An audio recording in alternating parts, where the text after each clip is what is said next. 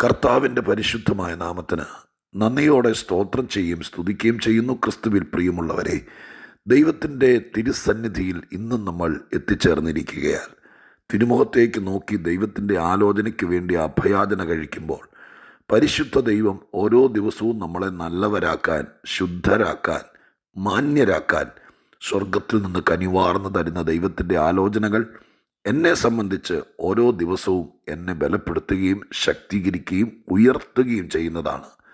ഞാൻ വിശ്വസിക്കുന്നു ഈ വചനം കേൾക്കുന്ന എൻ്റെ പ്രിയപ്പെട്ടവരെല്ലാവരും ഓരോ ദിവസം കഴിയും തോറും താഴേക്കല്ല, മഹാദൈവത്തിൻ്റെ കരുണയാൽ, ദൈവവചനത്തിൻ്റെ ശക്തിയാൽ, അനുസരിക്കുന്നവരെ ഉയർത്തുന്ന ദൈവത്തിൻ്റെ കടാക്ഷത്താൽ നാം ഓരോ ദിവസവും വചനം കേൾക്കാൻ തുടങ്ങിയതിനേക്കാൾ ആത്മീകമായി, ഭൗതികമായി, മാനസികമായി, സ്വഭാവപരമായി ഉയർച്ചയിലേക്ക് ദൈവത്താലും ദൈവത്തിൻ്റെ വചനത്താലും നയിക്കപ്പെടുന്നു എന്നുള്ള പൂർണ്ണ ബോധ്യത്തോടെ ഇന്നും വചനം കേൾപ്പാൻ താല്പര്യത്തോടെ കാത്തിരിക്കുന്ന പ്രിയപ്പെട്ടവർക്ക് യേശുക്രിസ്തുവിൻ്റെ ധന്യമേറിയ നാമത്തിൽ വിനീതമായ സ്നേഹവന്ദനങ്ങൾ സമ്മാനിച്ചുകൊണ്ട് നമ്മുടെ രക്ഷിതാവും വീണ്ടെടുപ്പുകാരനും എപ്പോഴും നമ്മുടെ അടുക്കലിരുന്ന് സംസാരിപ്പാൻ ആഗ്രഹിക്കുന്നവനുമായ രക്ഷകനായ ദൈവത്തിന്, സർവാധികാരിയായ ദൈവത്തിന്, സ്വർഗീയ പിതാവിന്, വഴികാട്ടിയും വഴി നടത്തിപ്പുകാരനുമായ പരിശുദ്ധാത്മാവിന് സന്തോഷത്തോടെ സ്തോത്രവും സ്തുതിയും പുകഴ്ചയും കരയറ്റിക്കൊണ്ട്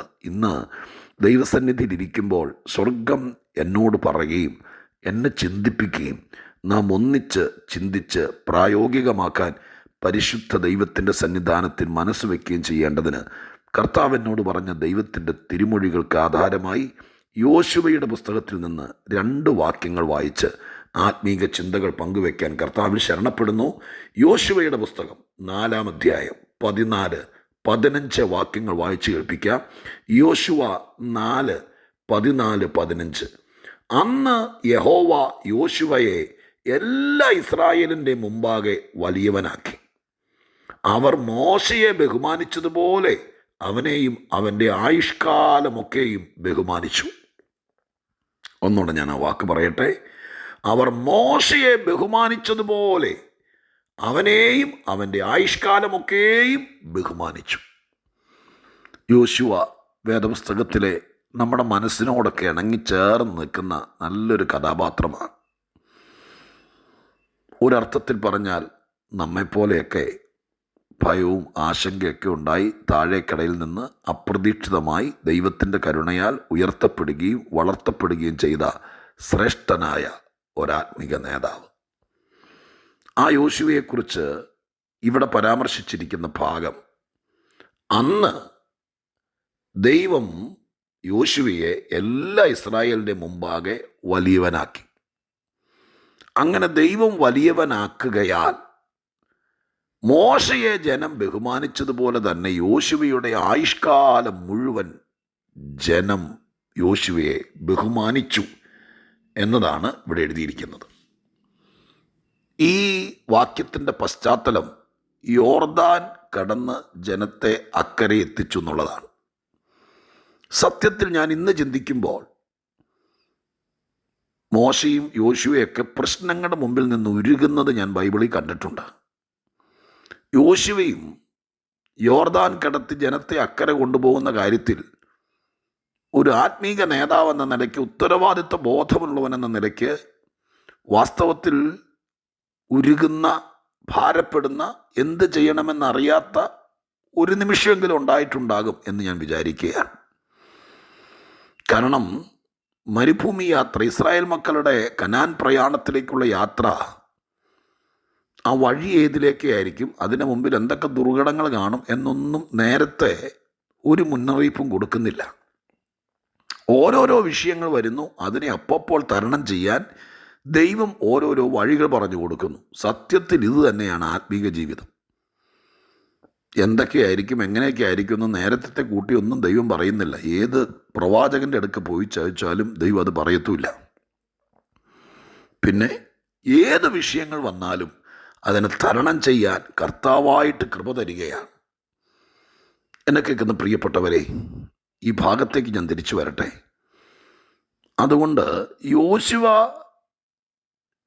യോർദാൻ കടന്ന് അക്കരെ ജനത്തെ കൊണ്ടുപോയി എന്ന് പറയുമ്പോൾ സത്യത്തിൽ ടെൻഷൻ അടിച്ചൊക്കെ ശരിയാണെങ്കിലും ഈ യോർദാൻ കടന്ന് കൊണ്ടുപോകേണ്ടത് എല്ലാ ഐഡിയകളും, അതെങ്ങനെ കാര്യം നടക്കും, എന്ത് ചെയ്താൽ ഈ വിഷയത്തിന് പരിഹാരമാകും, എങ്ങനെ ജനം അക്കരെ കിടക്കും, അതിനെന്താണ് വേണ്ടത്, ഇതെല്ലാം പറഞ്ഞു കൊടുത്തത് ദൈവമാണ്.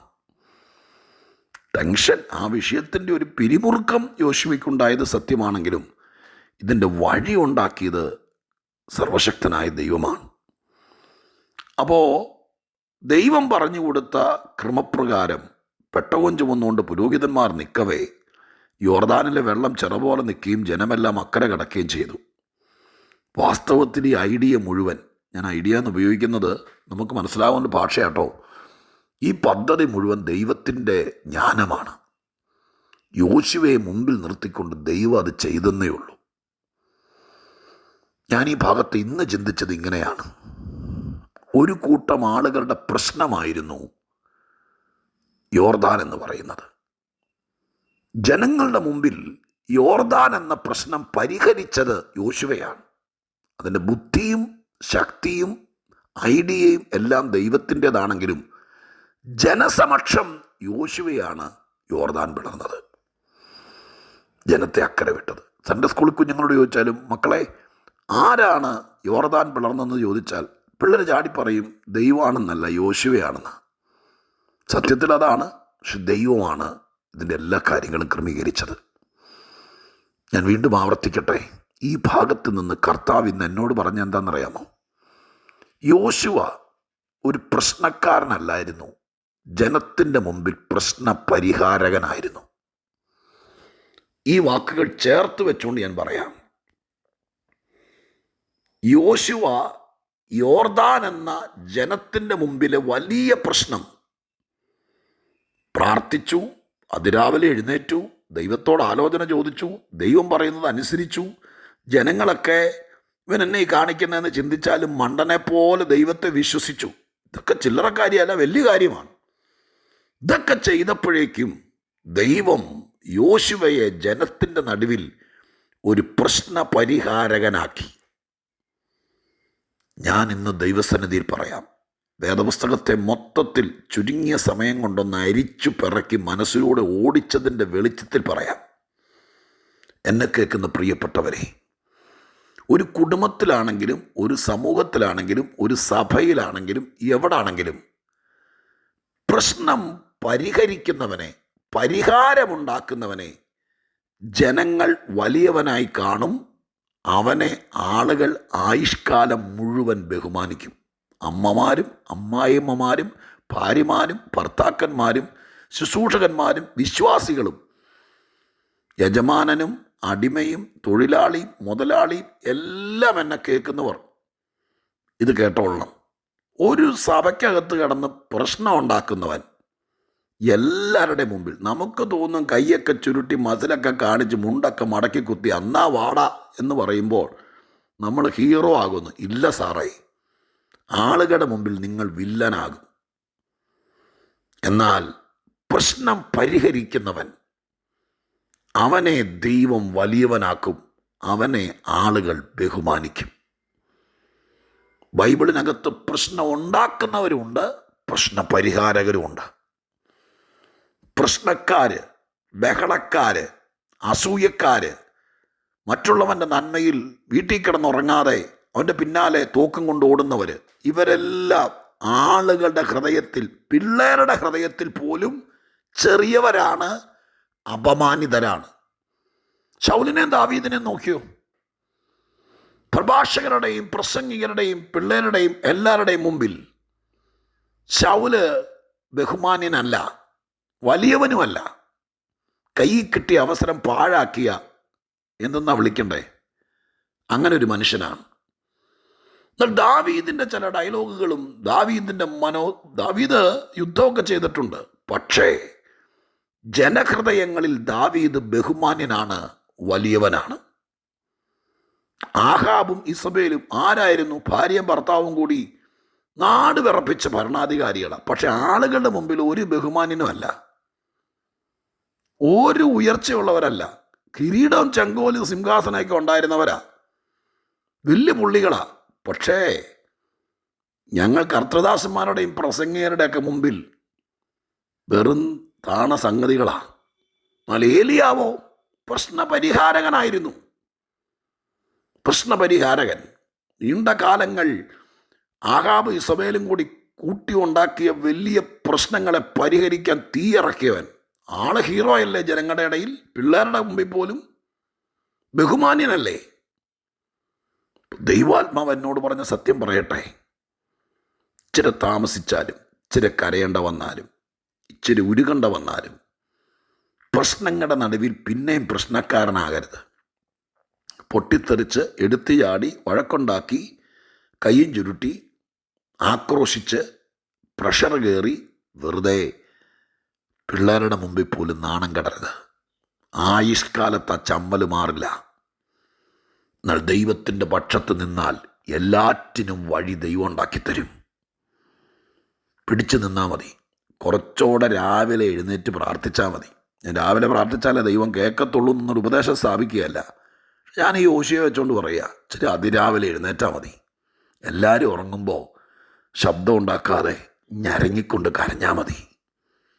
മറ്റുള്ളവരെ ഒരു കര പറ്റിച്ച് രക്ഷപ്പെടുത്തണം എന്നൊരു നല്ല മനസ്സുണ്ടായാൽ മതി. ആരുടെ ഒന്നും കൈയിട്ട് വാരണ്ട. ദൈവം തരുന്നത് മതി. കർത്താവിനാലെല്ലാം സാധ്യമാണെന്ന് വിശ്വസിച്ചാൽ മതി. സ്വർഗം വല്ലതും പറഞ്ഞാൽ അത് അതുപോലെ അനുസരിച്ചാൽ മതി. നിങ്ങൾ വലിയവരാകും. നിങ്ങളുടെ കുടുംബയോഗക്കാരുടെ ഇടയിൽ, നിങ്ങളുടെ ജോലി സ്ഥലത്ത്, നിങ്ങളുടെ കൂട്ടായ്മയ്ക്കകത്ത് ഒരു എടുത്തുചാട്ടക്കാരനാകരുത്, പൊട്ടിത്തെറിക്കുന്നവനാകരുത്, പ്രശ്നക്കാരനാകരുത്, ഗ്രൂപ്പ് ഉണ്ടാക്കുന്നവനാകരുത്, പക്ഷം പിടിക്കുന്നവനാകരുത്. എന്നെ കേൾക്കുന്ന എല്ലാവരും കേൾക്കട്ടെ. ആളുകളുടെ ഇടയിൽ നിങ്ങൾ വലിയ ആളാണ്, അലക്കി തേച്ചൊക്കെ നടന്നാലും ആളുകളുടെ ഹൃദയത്തിൽ നിങ്ങൾ ബഹുമാന്യരല്ല. പ്രശ്നമുണ്ടാക്കി, കലഹമുണ്ടാക്കി, വഴക്കുണ്ടാക്കി, എതിർ ഗ്രൂപ്പുണ്ടാക്കി, കൊടി പിടിച്ച്, ഇല്ല സാറേ, നിങ്ങളെത്ര വലിയ ആൾ ചമഞ്ഞാലും ജനഹൃദയത്തിൽ നിങ്ങൾ വലിയവനാകില്ല, ബഹുമാന്യനാകില്ല.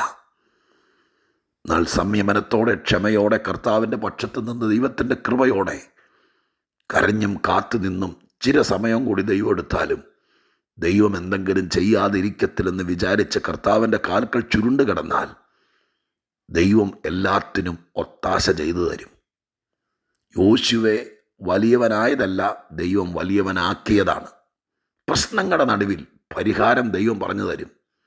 നിങ്ങൾ വലിയവനാകും, നിങ്ങൾ ബഹുമാന്യനാകും. അതുകൊണ്ട് ഞാൻ നിർത്തുമ്പോൾ ഇങ്ങനെ പ്രാർത്ഥിക്കാൻ പോവുക. നാണം കെടാതെ ബഹുമാന്യനാകുക. അതിന് ക്ഷമയോടെ കാത്തു നിൽക്കുക. ദൈവം ഇപ്പോൾ കടന്നു പോകുന്ന വിഷയങ്ങൾക്ക് ഒരു പരിഹാരം ഉണ്ടാക്കും. ഈ മാസാവസാന ദിവസമാണിന്ന്. അടുത്ത മാസത്തേക്ക് നമുക്ക് ഒരുങ്ങാം ബഹുമാന്യനാകാൻ. പ്രാർത്ഥിക്കട്ടെ. പരിശുദ്ധ ദൈവമേ, ഞങ്ങളുടെ സ്വർഗീയ പിതാവേ, ഒരുപാട് പേര് കർത്താവിൻ്റെ പേരിൽ ആളുകളിച്ചു, അപമാനിതരായി, സഭയുടെയും സംഘടനയുടെയും സംരക്ഷകരാണെന്നും പറഞ്ഞ് വലിയ ആള് ചമഞ്ഞു, നാണം കെട്ടുപോയി. എൻ്റെ കർത്താവേ, നീതിക്ക് വേണ്ടി കേസിനും വഴക്കിനും തല്ലിനും വഴക്കിനും ഒക്കെ ഇറങ്ങി നാണം കെട്ടുപോയി. കരഞ്ഞവരും കാത്തിരുന്നവരും ദൈവത്തെ പ്രതീക്ഷിച്ചവരും ദൈവത്തിൻ്റെ കൂടെ നിന്നവരും അവരെ ദൈവം വലിയവരാക്കി നാട്ടുകാരുടെയും മക്കളുടെയും കുടുംബക്കാരുടെയും മുമ്പിൽ ബഹുമാന്യനാക്കി. അപ്പാ, ഈ വചനം കേൾക്കുന്ന ആരും നാണം കെട്ടു പോകരുത്. എല്ലാവരും ബഹുമാന്യരാകട്ടെ. അതിനായി പ്രാർത്ഥിക്കുന്നു. വഴി പറഞ്ഞു കൊടുക്കണേ. ലജ്ജിപ്പിക്കരുതേ. ജനമധ്യത്തിൽ നാണം കെടുത്തരുതേ. വലിയവനാക്കണം, ബഹുമാന്യനാക്കണം. യേശു ക്രിസ്തുവിൻ്റെ നാമത്തിൽ പ്രാർത്ഥിക്കുന്നു. കേൾക്കുമാറാകണമേ. ആമേൻ.